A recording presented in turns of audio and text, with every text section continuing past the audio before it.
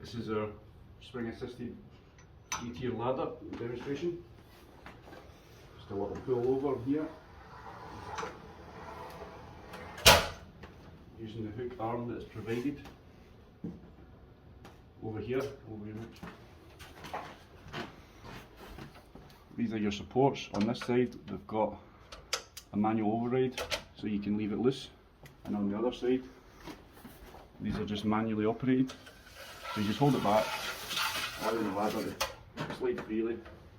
Same with the back one, still holding it with your other hand, allowing it to slide freely.